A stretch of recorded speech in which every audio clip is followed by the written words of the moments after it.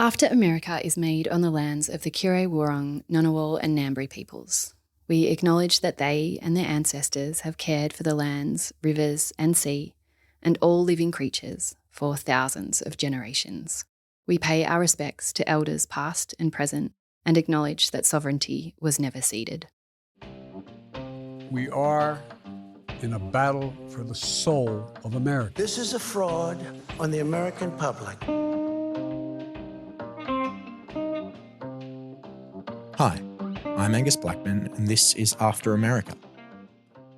Anthony Albanese has nearly wrapped up a major diplomatic tour.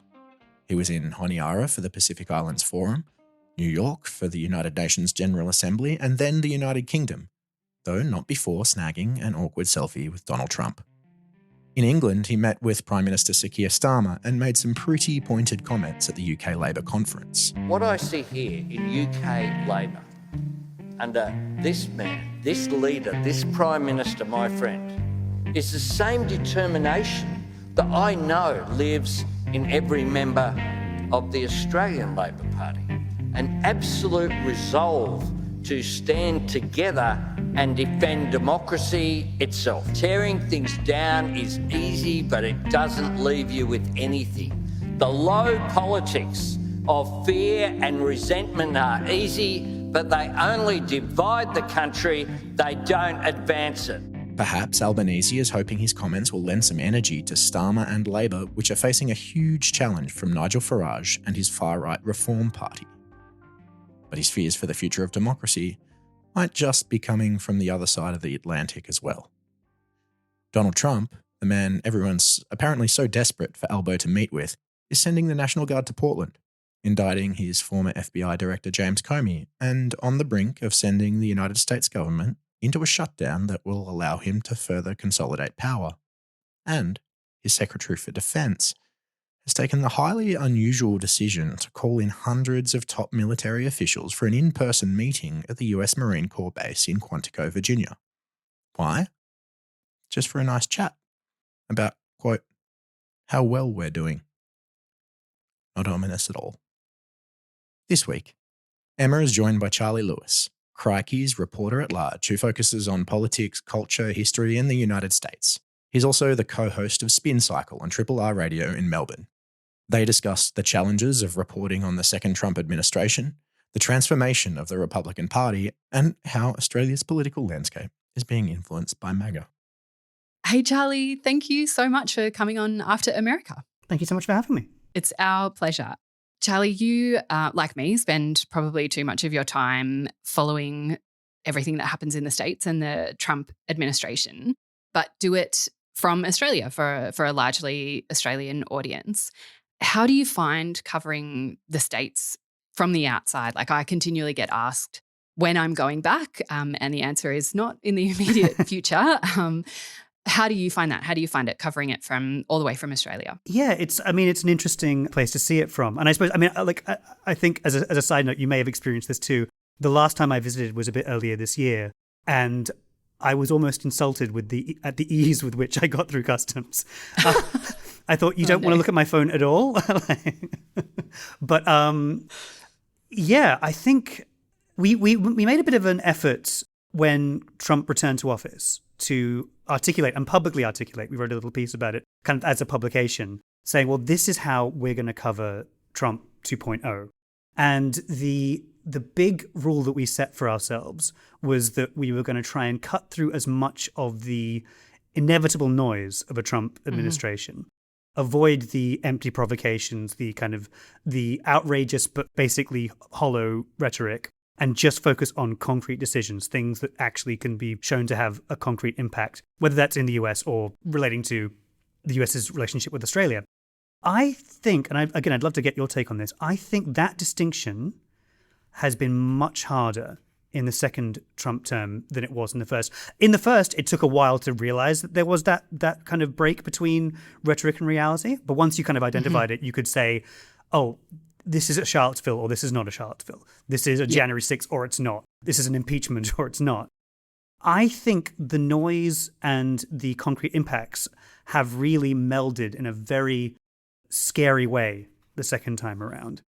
And it's really showing how hard it is to intelligently report on it. Because, I mean, if you look at the state of the Democrats at the moment, I did a piece a few weeks ago, which was basically headlined, "Everything Donald Trump has ever done is a distraction from what he's really doing." And you could do this big circle through every major event of the Trump administration this time around, and you would find a senior Democrat going on MSNBC or some other talk show and saying, this is just a distraction from X. And then if you look up X, so for example, sending troops into Washington, D.C., that's just a distraction from the Epstein files.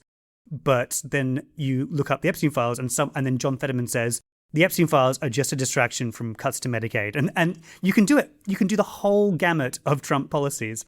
At some point, you have to go, some of this is actually concrete. And I suppose that does add to the sense that the unhinging of kind of the populace from reality, which has always been a big part of Trump's approach to politics, has now melded very, very neatly with his policy outlook. And that, I think, is increasingly scary.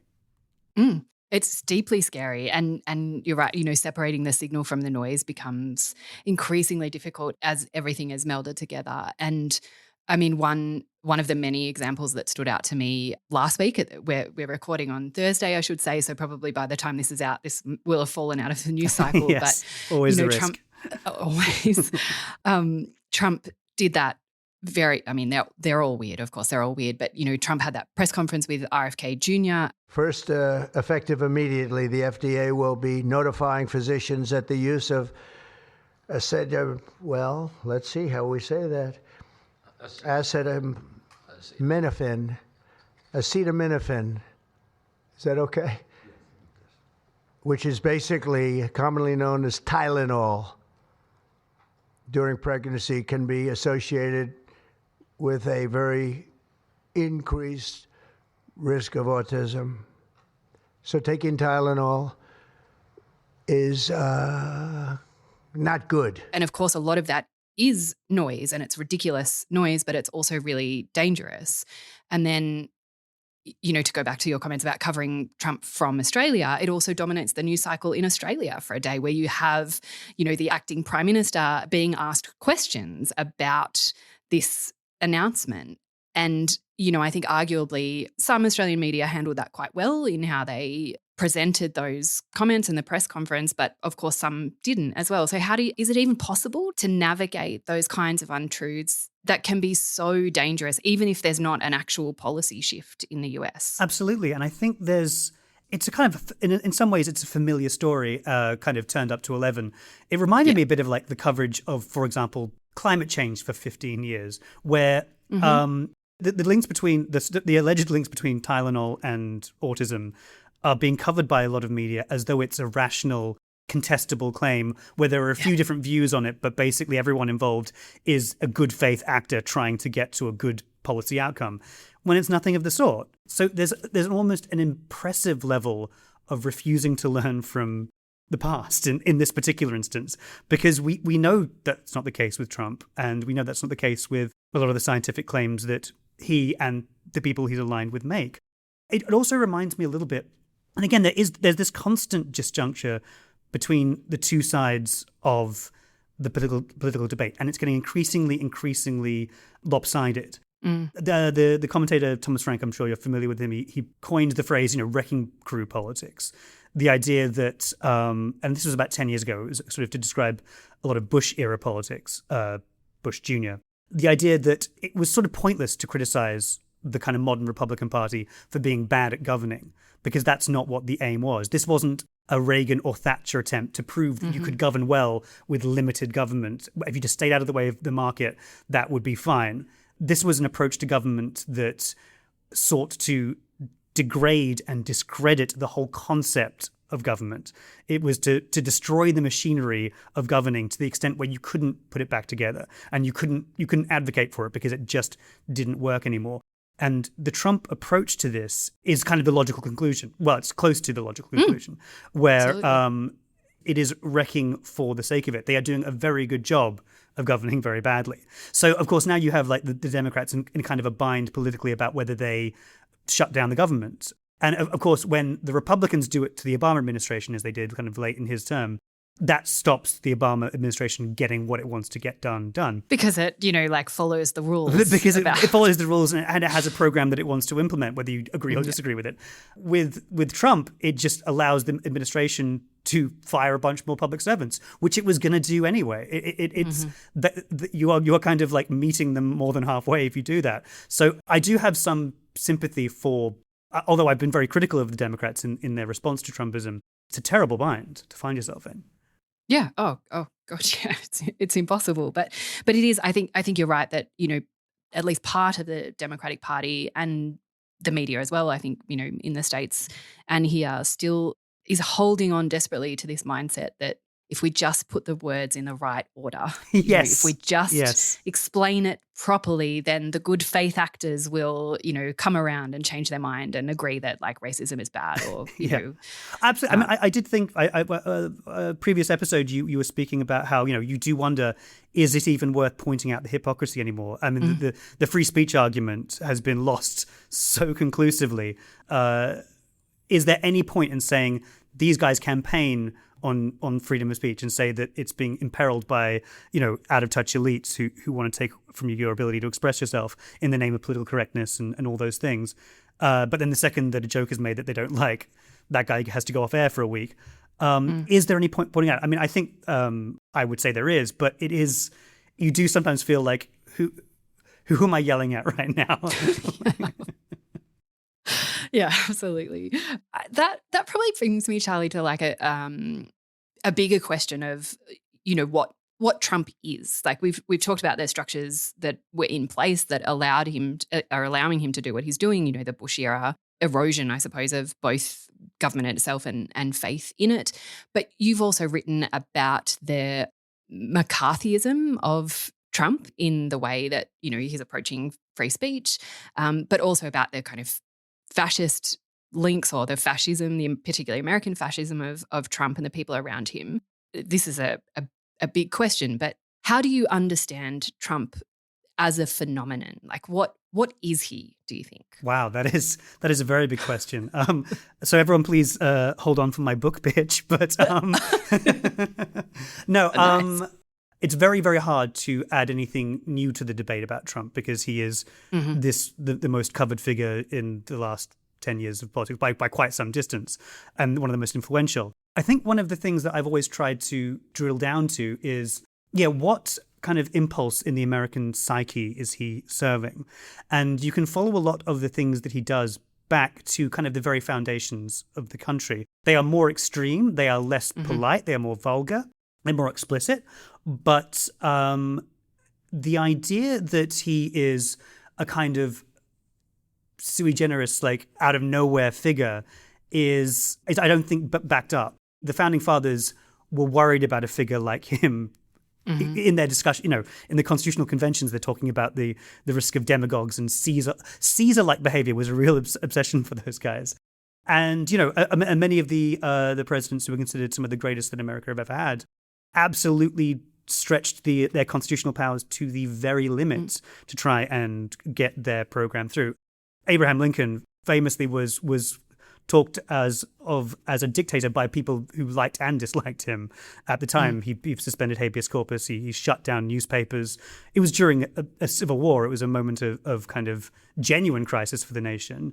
Thomas Jefferson launched the first of the undeclared U.S. wars. You could go through any number of these kind of historical precedents. So there's an element that this is all fine until someone like Trump gets his hands on that machine. And also, I guess that's the thing, is that I don't think there's any other country, because of the nature of how it came about and because of its kind of foundational ideas, that is so attached to its original conception philosophically, if that makes sense. What kind of gun do you own, and when and why did you get it? I have a Glock, and I've had it for quite some time. And I mean, look, Bill, my background is in law enforcement. And so there you go. Have you ever fired it? Yes. Of course I have. At a shooting range. Yes, of course I have. The idea that, the right to bear arms can never be updated or can never be changed is a very deeply held one, and one that I think other countries would have had maybe slightly more kind of robust discussions about along the way. You wouldn't have a progressive candidate like Kamala Harris did, sort of proudly announcing that she owned a Glock in any other kind of context, and still be kind of thought of as the namby-pamby kind of touchy-feely, also, and the one that imperils guns rights. So I suppose there's that. So in a way, he's the success of the system, and he is, in other ways, the failure of the system. Because I think it's very important to realize that, or to remember that in 2015, he was a joke not only to kind of the mainstream commentariat, but to huge chunks of his own party. He was a figure of fun for people who are now serving very loyally in his administration. The contortion of the Republican Party to fit the image of Trumpism happened, I guess, gradually then suddenly, but it was not always the case that this was what they were.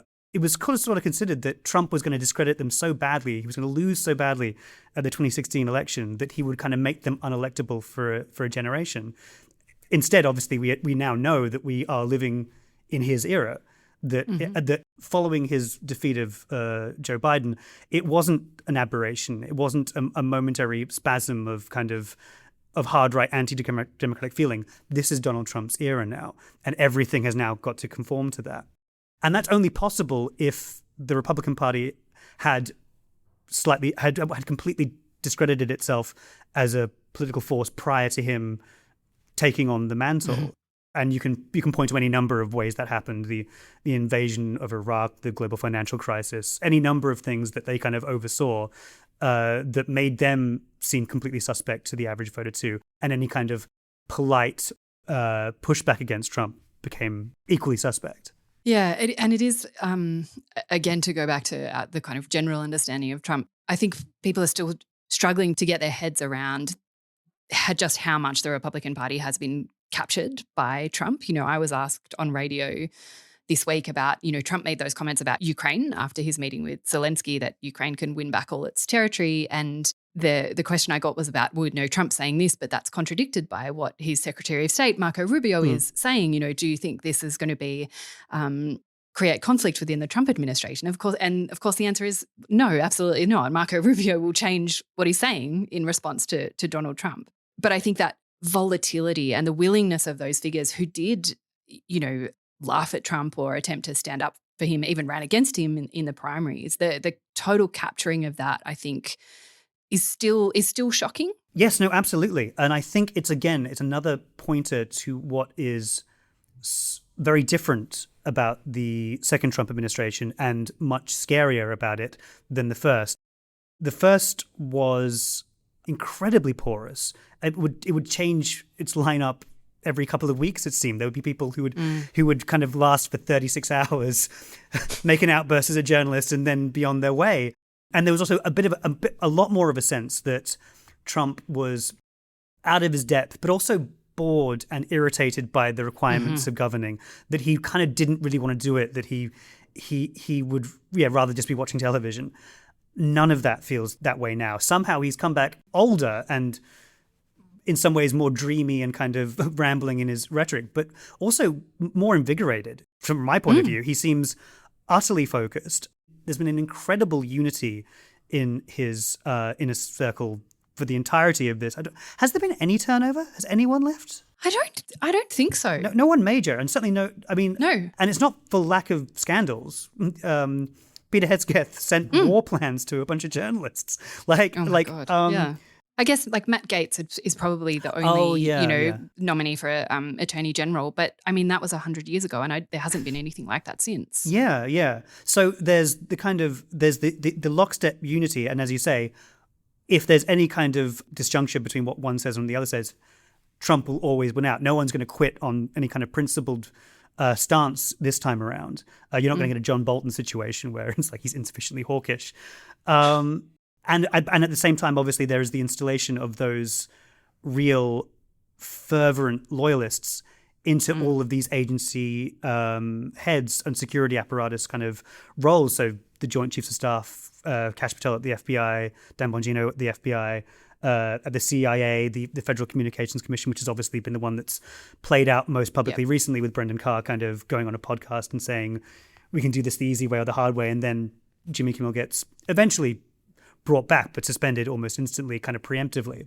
And I guess, again, that's the kind of thing that we're seeing, that's the parallels with McCarthyism that I saw, is that there's, in some ways, the differences with McCarthyism are the scary parts. The kind of, I mean, there was a lot of capitulation to McCarthy, obviously, at the time, and a lot of, Hollywood figures who named names and all that kind of stuff. But he didn't have, McCarthy and the House Un-American Activities Commission didn't have the entire machinery of government at their beck and call. Yeah. And they didn't have civil society kind of organizations kind of preemptively capitulating to them in the same way that we've been seeing now. And they didn't have, I mean, obviously, Truman was no great friend of McCarthy. And in fact, it was obviously partly McCarthy's program was set up to discredit Truman as soft on communism. So in some ways, I feel that the differences with McCarthyism is far scarier than the similarities. Yeah. Yeah, well, I guess, McCarthy didn't have the Department of Homeland Security. Yes. It didn't exist. Yes. Because they were so full of communists, as far as I understand the argument went. Yeah. It's always wild to think about, how these people would react if they met an actual communist and how that would go. But anyway, that's another conversation. And I don't mind making this speech without a teleprompter, because the teleprompter is not working. I feel very happy to be up here with you nevertheless, and that way you speak more from the heart. I can only say that whoever's operating this teleprompter is in big trouble. Our message is very simple. If you come illegally into the United States, you're going to jail, or you're going back to where you came from, or perhaps even further than that. You know what that means. It's time to end the failed experiment of open borders. You have to end it now. See, I can tell you. I'm really good at this stuff. Your countries are going to hell. The carbon footprint is a hoax made up by people with evil intentions, and they're heading down a path of total destruction. The carbon footprint was a big, big thing a few years ago. I wanted to turn now, Charlie, to Australian politics and Australia's relationship with the US, because, of course, you write about Australian politics a lot as well. And I wanted to get your take on the coverage, I guess, and the response this week to Albanese's non-meeting with Trump, and then the selfie and the meeting that's coming up. Like, I find it all genuinely bewildering, like why anybody would think this is a good idea. But yeah, what's your take on this whole thing? Yeah, it's a funny one, isn't it? I think it's the classic example of a pure optics story, a pure appearances story that every party presumably has to know has no real substance, really. But everyone involved has to treat it like it does actually mean a great deal. So we get that slightly desperate rictus grin selfie that Albanese sort of seems to have collared Donald Trump into, and lovely to chat with my dear friend Donald caption. He cannot. I just why anybody would think that is a good idea. Well, surely. Well, now he's put an end to the speculation, Emma. Yeah. No one's going to bring it up ever again. He's proven that they're on really good terms. He can live out the rest of his time as prime minister, safe in the knowledge that his reputation as a really close friend of Donald Trump is now secure. It is very silly, and I think that's the thing, is that he can't say what. I mean, I don't want to ventriloquize him or at all speculate on what he actually thinks. But there would be an argument, there would be an interpretation that you could say, surely Albanese could, would like potentially to say, what can I achieve with a 10-minute meeting? And also, have you seen the state of this guy? Did you watch him at the UN? What guarantees do you think I could secure for us right now? We have to know that we are dealing with a very, very erratic figure presiding over a country that is tearing itself apart on quite a few levels. We cannot rely on them for anything for the foreseeable future, and we have to be realistic about that. Of course he cannot say that. Of course he can't.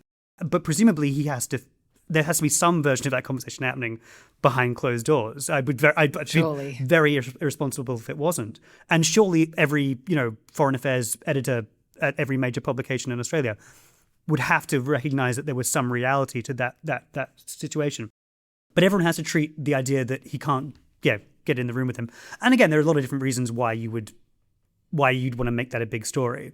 There are a lot of critics of Albanese and the Labour government kind of just because they are Anthony Albanese and a Labour government. So that's that story writes itself if you want to get a bad headline up. Yes, so it is very, very silly. And I guess the other side of it, I guess, the kind of the strange malfunctioning photocopier effect of American culture wars drifting their way over to Australia. In some cases, actually, I've written about this a bit too. In some cases, we've been ahead of the curve on them, on some of the really nasty right-wing stuff, and we can get into that maybe later. But the response to the shocking murder of Charlie Kirk from Australian right-wing politicians in particular was baffling to me. And that was obviously again, it's this sort of feedback loop of you have a newspaper like the West Australian, which runs 3 consecutive front pages concerning the horrifying murder, but of a reasonably prominent right-wing podcaster from the US.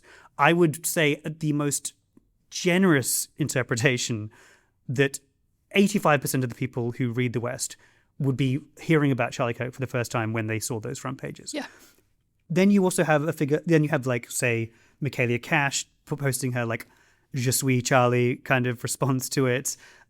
You've got Andrew Hastie. I'm beginning to wonder why they're all from Western Australia. But anyway, that's, again, maybe a separate episode we could do about that. Andrew Hastie talking about Kirk in very explicitly biblical terms. And I suppose in that case, there is that sense that the Liberal Party in Australia at the moment is such a mess and so thoroughly exhausted and discredited with the electorate, and so without any kind of organic real-life base from which it can draw its energy and its ideas. This is kind of all they've got. They're trying to pump up their tires via these strange, ill-fitting culture wars. And I think the Kirk one made that really, really visible. The stuff about, the constant carping about free speech or about trans ideology or about critical race theory or all those sorts of things. Those were always a bit ill-fitting, but you could slightly reverse park them into concerns that would be actually kind of interest to the average voter. They, I don't think it's completely a completely made up idea that Australians care about free speech or have conservative leanings on various social issues, et cetera, et cetera. This didn't feel that way at all to me. This felt so genuinely desperate and grasping. Yeah, which I guess again is just a real reflection on the state that conservative politics in this country really finds itself in at the moment. Yeah, I guess just to follow up on that, Charlie. Again, I find it perplexing. There's that clear ideological alignment that you mentioned that predates Trump between Australian far-right conservatism, if that's what we want to call it, and its counterpart in the United States. That's always been networked. There's always been that kind of feedback loop. But I think we can take from the last federal election result in Australia that there isn't a huge constituency for that kind of politics in Australia. In some ways, at least, that election result was a repudiation of Trumpism, at least in part, certainly not in whole. So who do you think they think, who does Andrew Hastie think he's talking to with this kind of stuff? I mean, I genuinely don't know. I suppose it seems to me that it's almost the negative image of what we described with the Democrats flailing in the US is the idea that we just got the messaging wrong that time. If we can just recombine these elements in a way that's palatable and makes sense, we can show ourselves to be a new kind of conservative. And it is worth remembering that when Trump was first elected, a lot of people thought that was great news for the Liberal Party, that it was going to be the kind of hard right shift that was going to really propel a figure like Peter Dutton, who employs a lot of the similar rhetoric to a figure like Trump. It was going to propel him towards government. Now, the fact that, as you say, it's not as simple as A or B kind of ended up sinking them. It wasn't just Trump. It was also the fact that Peter Dutton could not keep on script for 5 seconds at a time, and no one quite knew what his policies on anything were. But but obviously the anxieties about a figure like Trump and the impact that was going to have on Australia was clearly a factor. So I suppose there is the element that a figure like Hastie could be in it for the long haul. The same way that, say, someone like Tony Abbott was when he was, before he became opposition leader, where it's like, if I continue to kind of put myself out there as the kind of last bastion of this kind of conservatism, if I can articulate these ideas for long enough, we're going to be in opposition for a while anyway, but I might be the person we turn to when a change of leadership comes, and I might be able to articulate that and get a rep in the right wing media as a kind of real standard bearer of this sort. He's already got kind of colleagues talking about him in that way to the Australian and things like that. So I suspect it's more of a long term kind of a pitch than I will get immediate kind of electoral bumps from making these kinds of references. But even within that context, I find it pretty baffling. Yeah, it is. But I mean, framing it as that generational project, which, their colleagues in the US have been very good at. Yeah. I think you're onto something. Charlie, we've covered so much. The time has flown by, but I really hope that we will be able to continue this conversation especially about the links, I think, between Australian and US cultural politics. It's been wonderful. Thank you so much for your time. Thank you so much, Emma. Anytime. Thanks so much for joining us for this week's episode. We'd love to hear your thoughts on the show, so please reach out to us via our email address, podcasts@australiainstitute.org.au. And you can find all of the Australia Institute's research on the Australia-America relationship and much, much more via our website, australiainstitute.org.au. This episode was recorded on Thursday, the 25th of September, and After America is supported by the Andrew Farron Foundation. We'll be back next week. I'm Angus Blackman. Thanks for listening.